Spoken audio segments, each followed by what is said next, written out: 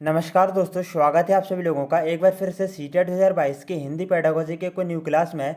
तो दोस्तों, आप सभी लोगों को तो पता ही है कि हम लोग जो है ना सीटेट के प्रीवियस ईयर के क्वेश्चन पेपर को सॉल्व कर रहे हैं।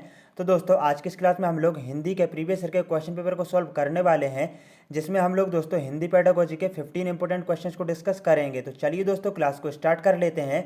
उससे पहले जो भी बच्चे हमारे चैनल पर नए आए हैं तो प्लीज़ भाई चैनल को सब्सक्राइब कर लें और साथ ही में लाइक करें, बेल आइकन को प्रेस कर कॉल के बटन पर सेट कर लें, ताकि आपको दोस्तों जो नेक्स्ट क्लासेस है ना उनका नोटिफिकेशन मिलता रहे। तो चलिए दोस्तों, चलते हैं पहले क्वेश्चन की ओर। उससे पहले यदि दोस्तों आप लोगों ने हमारी पिछली क्लासेस को नहीं देखा है तो उन सभी क्लासेस जो जैसे कि दोस्तों यहाँ पर मनोविज्ञान की क्लास, पर्यावरण की क्लास, संस्कृत पेडागोजी की क्लास और साथ ही में हिंदी पेडागोजी क्लास, इन सभी क्लासेस की प्लेलिस्ट का लिंक आपको नीचे डिस्क्रिप्शन में मिल जाएगा। तो वहाँ जाकर आप सभी लोग इन क्लासेस को भी देख लें। तो दोस्तों चलते हैं पहले क्वेश्चन की ओर। यहाँ पर ध्यान दीजिएगा, पहला क्वेश्चन है, कैसन के अनुसार डैश व्याकरण करता है कि भाषा अधिगमकर्ता अपने भाषा प्रयोग की शुद्धता का मूल्यांकन कैसे करते हैं। तो दोस्तों इसका राइट आंसर बताइएगा क्या हो जाएगा।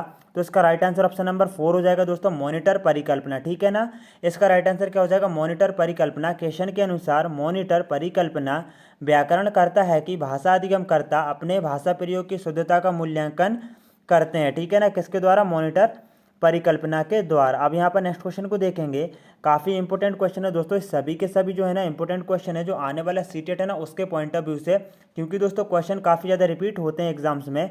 मानस मंथन गतिविधि खाली स्थान सहायता करती है। दोस्तों जो मानस मंथन गतिविधि है वह किस में सहायता करती है, प्रतिपुष्टि प्रदान करने में, प्रश्न पूछने में, मस्तिष्क पर बल देने में या फिर रचनात्मक विचारों के सृजन में। तो दोस्तों यहाँ पर बताइएगा मानस मंथन गतिविधि जो है ना किसमें सहायता करती है। तो इसका राइट आंसर ऑप्शन नंबर यहाँ पर फर्स्ट हो जाएगा, रचनात्मक विचारों के सृजन में जो है ना मानस मंथन गतिविधि सहायता करती है। आगे देखेंगे, नेक्स्ट क्वेश्चन है, वह पद्धति जो बोलने तथा कार्य में तालमेल बनाती है क्या कहलाती है। दोस्तों बताइएगा वह कौन सी पद्धति है जो कि बोलने तथा कार्य में तालमेल बनाती है। तो वह कौन सी है दोस्तों, बताइएगा। राइट आंसर इसका क्या हो जाएगा, भूमिका निर्वाह रोल प्ले हो जाएगा क्या, बिल्कुल नहीं। कार्य आधारित पद्धति भी नहीं, ना ही दोस्तों कहानी सुनाना। ठीक है ना, बल्कि इसका right answer option number first हो जाएगा, समग्र भौतिक प्रक्रिया। क्या हो जाएगा दोस्तों, समग्र भौतिक प्रक्रिया इसका राइट आंसर हो जाएगा। नेक्स्ट क्वेश्चन को देखेंगे, कौन सी पद्धति शिक्षार्थी को उनके वाचन कौशल के विकास में सहायता करती है। देखिए दोस्तों यहाँ पर वाचन कौशल की बात हो रही है, काय की बात हो रही है, वाचन कौशल की बात हो रही है। तो यहाँ पर बताइएगा कौन सी पद्धति शिक्षार्थी को उनके वाचन कौशल के विकास में सहायता करती है। तो गाइस इसका राइट आंसर बताइएगा क्या होगा। तो दोस्तों इसका राइट आंसर क्या हो जाएगा, इसका राइट आंसर हो जाएगा ऑप्शन नंबर 3। ठीक है ना, क्या हो जाएगा, संप्रेषणात्मक उपागम, जिसमें दोस्तों हम लोग अपने जो विचार रहते हैं ना वाचन कौशल के माध्यम से आदान प्रदान करते हैं विचारों का। ठीक है ना, राइट आंसर ऑप्शन नंबर 3 हो जाएगा। नेक्स्ट क्वेश्चन को देखेंगे, पठन कौशल में बारीकी से पढ़ना क्या है। दोस्तों जो पठन कौशल रहता है उसमें बारीकी से पढ़ना क्या है। आपके ऑप्शन है पाठ्य सामग्री के प्रत्येक अनुच्छेद के अंतिम वाक्य को पढ़ना का, बिल्कुल गलत, ऐसा नहीं है। ठीक है ना, भाषा के चारों कौशलों के अध्ययन के लिए प्रयोग की जाने वाली युक्ति। क्या दोस्तों जो भाषा के चारों कौशल हैं जैसे कि सुनना, बोलना, पढ़ना, लिखना, उनके हम अध्ययन के लिए जो प्रयोग करते हैं युक्ति, क्या वह हो जाएगी, बिल्कुल भी नहीं, इसको बारीकी से पढ़ना नहीं कहेंगे।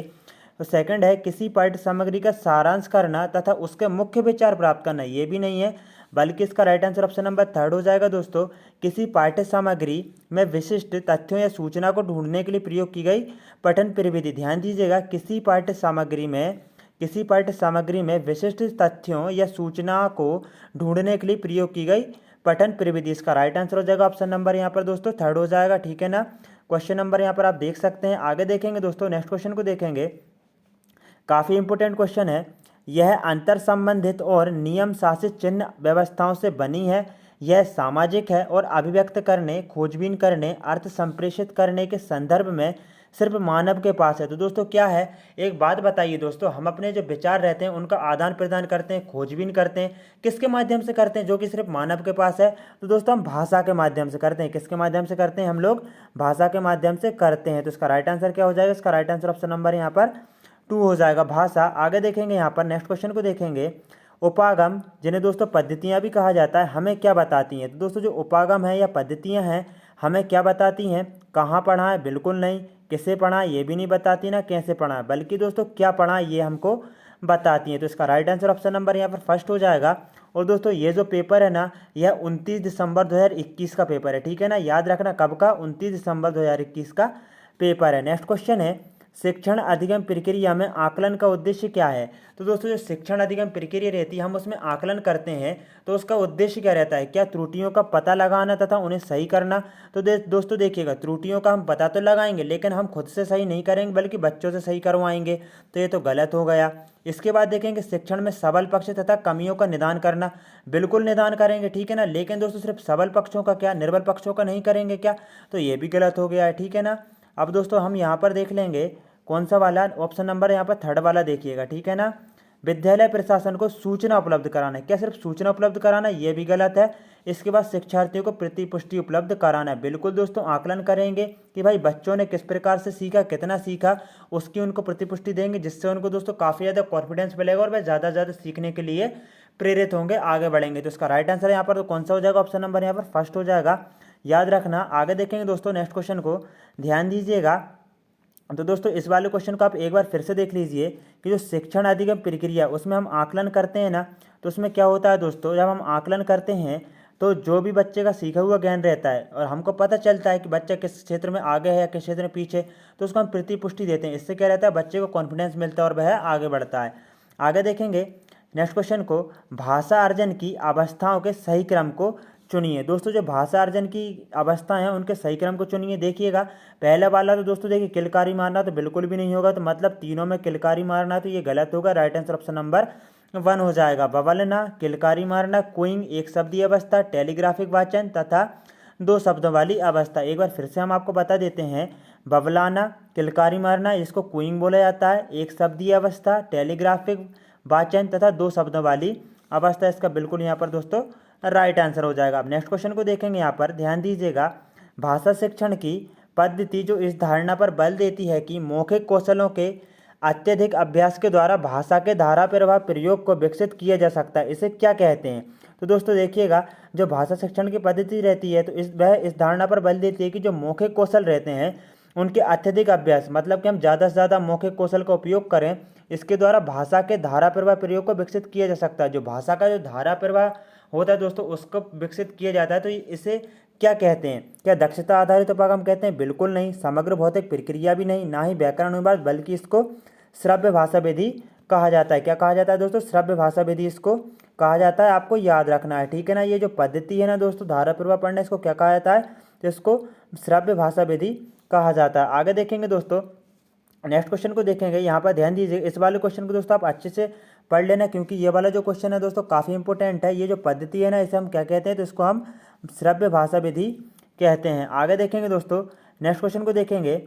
नेक्स्ट क्वेश्चन है, अधिगम में आने वाली मुश्किलों को पहचानने के लिए क्या करते हैं। दोस्तों जो अधिगम में मुश्किलें आती हैं उनको पहचानने के लिए हम क्या करते हैं, तो उनके लिए दोस्तों हम लोग निदानात्मक परीक्षण करते हैं। क्या करते हैं, जो निदानात्मक परीक्षण रहता है ना दोस्तों हम इसको करते हैं, जो मुश्किलें रहती हैं उनको जो पहचानने के लिए और उनका दोस्तों उपचार करने के लिए हम उपचारात्मक जो परीक्षण रहता है ना उसका उपयोग करते हैं। आगे देखेंगे नेक्स्ट क्वेश्चन को देखेंगे, एक अध्यापक ने कक्षा में दीवारों पर चार्ट और ड्राइंग लगाई ठीक है ना, जो दीवारें हैं ना उस पर चार्ट और ड्राइंग लगाई। एक टीचर ने शिक्षार्थियों के काम को बुलेटिन बोर्ड पर प्रदर्शित किया और कक्षा की बहुत सी वस्तुओं के नाम अंग्रेजी तथा शिक्षार्थियों के घर की भाषा में लिखे। अध्यापक ने किस प्रकार का उदाहरण प्रस्तुत किया। देखिएगा दोस्तों यहाँ पर जो टीचर है ना उसने जो अंग्रेजी तथा जो शिक्षार्थियों की घर की भाषा है ना उसमें कुछ शब्द लिखे हैं, बहुत से वस्तुओं के नाम वगैरह भी लिखे होंगे। तो अध्यापक ने किस प्रकार का उदाहरण प्रस्तुत किया आपको यहाँ पर बताना है। निवेश समृद्ध परिवेश, भाषा संयोजन बिल्कुल नहीं, भाषा अर्जन बिल्कुल नहीं, भाषा अवबोधन ठीक है ना। राइट आंसर हो जाएगा निवेश समृद्ध परिवेश। कौन सा, निवेश समृद्ध परिवेश इसका दोस्तों बिल्कुल यहाँ पर राइट आंसर हो जाएगा, ध्यान दीजिएगा। आगे देखेंगे दोस्तों यहाँ पर इस वाले क्वेश्चन को आप अच्छे से यहाँ पर पढ़ लीजिएगा, इंपॉर्टेंट क्वेश्चन है। नेक्स्ट क्वेश्चन है दोस्तों यहाँ पर, एक मिनट दोस्तों यहाँ पर एक बात और यहाँ पर देखिएगा, जो अध्यापक रहता है ठीक है ना बैठ क्या करता है, जो उसकी क्लास रहती है उसमें दीवारों पर दोस्तों चार्ट बनाता है, ड्राइंग लगाता है। तो इससे क्या रहता है, बच्चे दोस्तों उनको डेली के डेली प्रतिदिन देखते रहते हैं। इससे क्या होता है, उनके मन में दोस्तों जो पिक्चर्स रहती हैं ना वह क्लिक हो जाती हैं, जिससे कि दोस्तों वह जो ज़्यादा से ज़्यादा जो ज्ञान रहता है ना दोस्तों उसको वह ग्रहण करते रहते हैं। आगे देखेंगे दोस्तों नेक्स्ट क्वेश्चन को देखेंगे, यहाँ पर ध्यान दीजिएगा। विकास के विभिन्न चरणों का अनुसरण करते हुए शिक्षार्थियों में स्वतंत्र लेखन कौशल का विकास करने में कौन सा उपागम मदद करता है। दोस्तों कौन सा उपागम मदद करता है, तो लेखन का प्रक्रिया उपागम इसका मदद करता है, ना कि टिप्पणी लिखना तथा सारांश करना, किसी लिखित सामग्री का स्रोत लेख या फिर लेखन का उत्पाद उपागम। ये तीनों के तीनों राइट आंसर नहीं है, बल्कि ऑप्शन नंबर 1 इसका राइट आंसर हो जाएगा। ठीक है ना दोस्तों, आगे देखेंगे नेक्स्ट क्वेश्चन को देखेंगे दोस्तों। यहाँ पर देखिएगा ये वाला बिल्कुल इसका सही उत्तर है, ये वाले तो बिल्कुल भी यहाँ पर दोस्तों सही उत्तर नहीं है। आगे देखेंगे नेक्स्ट क्वेश्चन को देखेंगे। नेक्स्ट क्वेश्चन है, खेल के मैदान फोन पर या दूसरे व्यक्तियों के साथ सामाजिक रूप से अंतःक्रिया में प्रयोग की जाने वाली भाषा किसका भाग है?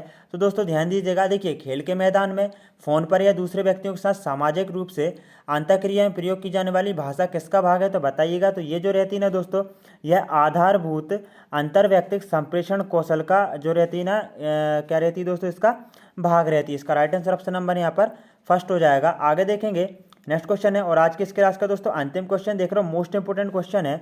राष्ट्रीय शिक्षा नीति 2020-2020 किसके अध्ययन का समर्थन करती है? दोस्तों जो राष्ट्रीय शिक्षा नीति है 2020-2020 किसके अध्ययन का समर्थन करती है? तो यह पूरी विद्यालय शिक्षा के दौरान निर्देश के माध्यम के तौर पर मातृभाषा का अनुसरण करती है। किसका करती है दोस्तों? मातृभाषा का अनुसरण करती है। दोस्तों आपको क्लास कैसी लगी जरूर से बताएं, और साथ ही में दोस्तों यदि आप लोगों ने अभी तक हमारे चैनल को सब्सक्राइब नहीं किया तो प्लीज़ चैनल को सब्सक्राइब कर लें, ताकि आपको दोस्तों जो नेक्स्ट क्लासेस है ना उनका नोटिफिकेशन मिलता रहे। और साथ ही में दोस्तों आपको यहाँ पर मैराथन क्लासेस भी मिलने वाली हैं सीटेट की ही, तो इसलिए दोस्तों आप चैनल को सब्सक्राइब जरूर से कर लें। और साथ ही में दोस्तों यदि आप अभी तक हमारे टेलीग्राम के चैनल से नहीं जुड़े तो उसका लिंक आपको नीचे डिस्क्रिप्शन में मिल जाएगा, तो वहाँ जाकर ज्वाइन हो जाइए, क्योंकि दोस्तों वहाँ पर आपको इस क्लास का PDF और जो आने वाली क्लासेस है ना उनका PDF और जो पिछली क्लासेस है ना उनका PDF भी आपको वहाँ पर मिल जाएगा। और साथ ही में दोस्तों फ्री जो नोट्स है ना प्रैक्टिस सेट, वह भी हम आपको अवेलेबल करा देंगे टेलीग्राम चैनल पर। तो जय हिंद दोस्तों, वंदे मातरम, मिलते हैं एक नेक्स्ट क्लास में।